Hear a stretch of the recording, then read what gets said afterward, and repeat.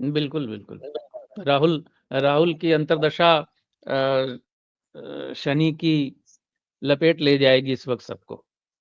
अब मुझे ट्रोल करते थे लोग जब मैं राहुल का समय अच्छा बोलता था तो। आज दिख रहा है सामने, चुनाव आयोग के जो घपले थे वो सामने आ गए और एक छाप तो पड़ गई ना। वोट चोरी का जो शब्द एक फ़िज़ा में फैल गया है, अब वो बिल्कुल धरातल पे लोगों के घर-घर लोगों के दिमाग तक में चला गया है। बिहार की यात्रा निश्चित तौर पे इस वक़्त हर व्यक्ति को मालूम है, कम से कम बिहार के क्योंकि वहाँ चुनाव है, हर व्यक्ति को मालूम है कि चुनावों में कुछ न कुछ घोटाला हो रहा है।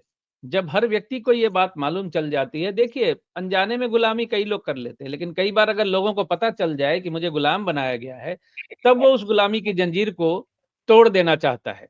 थोड़ा साउंड ऑफ कर दीजिए, 1 सेकंड के लिए साउंड ऑफ कर दीजिए। मुझसे कह रहे हैं आप?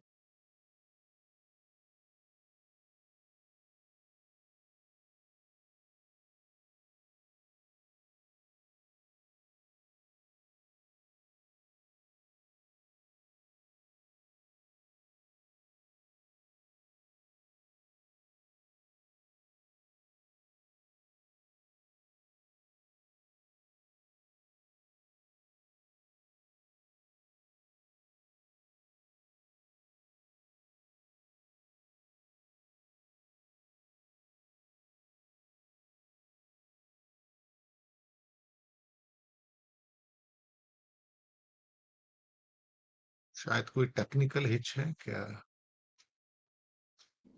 कुछ साउंड आ रही है सिद्धांत जी हाँ, को। हाँ, हाँ, वो गाना चल रहा है वो आ जाएगा तो खेल खत्म। वो चैनल को स्ट्राइक आ जाएगी। जी।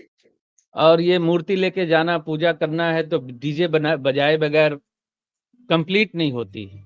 क्या जी कहें सर। देखिए, सुनाई दे रही है आवाज़? नहीं, मुझे सुनाई नहीं दे रही सर। मेरे इधर सुनाई दे रही है। ख़ैर कोई ओके। बात नहीं। अभी कंटिन्यू कर लेते हैं, दर्शकों को थोड़ी-सी परेशानी हुई होगी। हाँ, बोलिए सर क्या पूछ रहे थे? वो राहुल बहुत भारी पड़ रहे हैं और हाँ, उनकी हाँ, यात्रा हाँ। शुरू कीजिए। बिल्कुल, राहुल गांधी की ये यात्रा बिहार चुनाव में बहुत बड़ा प्रभाव डालने जा रही है। निश्चित तौर पे इसको निश्चित मानें। तेजस्वी यादव की कुंडली बहुत अच्छी है, मैं पहले भी कह चुका हूँ।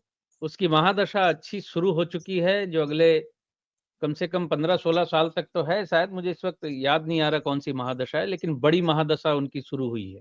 तो तेजस्वी का समय अच्छा है, राहुल गांधी का समय अच्छा है, चुनाव आयोग का समय इस वक़्त डिस्टर्ब दिख रहा है, मोदी जी का समय डिस्टर्ब दिख रहा है, नीतीश कुमार जी की राजनीति पारी का अंत होने वाला है 26 में यानी आपके बिहार के चुनावों के बाद। तो सब कुछ मिला के जो स्थितियाँ ऐसी दिख रही हैं, आपने कई बार बिहार चुनाव पे मुझसे पूछने की कोशिश की तो मैंने हाथ जोड़ा है, लेकिन हर बार कहा है कि अगर चुनाव ठीक-ठाक हो जाए तो राष्ट्रीय जनता दल और कांग्रेस की सरकार बिहार में बनने जा रही है। तो इसमें मैं कोई गलत बात तो नहीं बोल रहा क्योंकि देश काल पात्र को देख के समझ के ही तो बोलना पड़ेगा। जब मैं 2024 में बोले जा रहा था कि मोदी जी के प्रधानमंत्री बनने के योग नहीं है, प्रधानमंत्री बनने के योग नहीं है, प्रधानमंत्री बनने के योग नहीं है, पिछले 1 साल से चुनावों के 1 साल पहले से बोले जा रहा था। तो आज मेरी बात ये साबित हो गई ना। बनारस का तो चिट्ठा पूरा खुल गया ना कि वहाँ चुनावों में धांधली करके जबरदस्ती जीते हैं।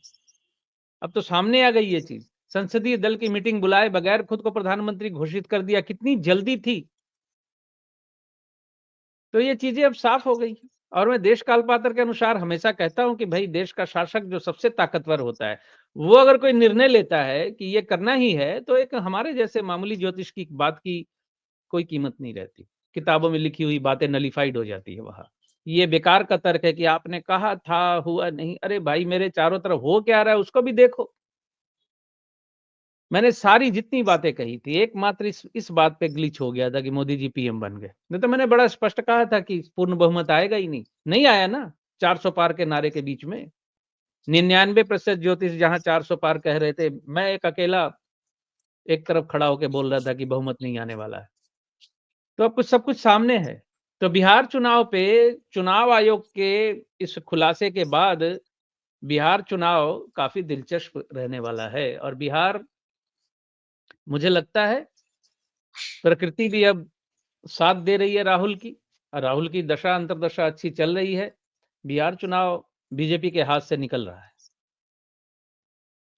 ये बात आपने बहुत अच्छी कही कि बिहार चुनाव, तो चुनाव आयोग उसका सामना नहीं कर पा रहा है। चुनाव आयोग तो बीजेपी का ऑफिस बन गया सर, वो तो मतलब चुनाव आयोग ही नहीं है।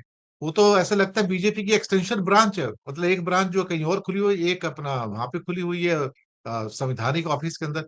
तो बीजेपी, ये तो बीजेपी के लोग हैं सर। ज्ञानेश कुमार और बाकी जो चुनाव आयुक्त हैं, दे बेसिकली बीजेपी मेंबर्स। तो वो तो वहां बिठा दिए गए, उस नाम अलग पट्टी लगा के क्या फर्क पड़ता है सर?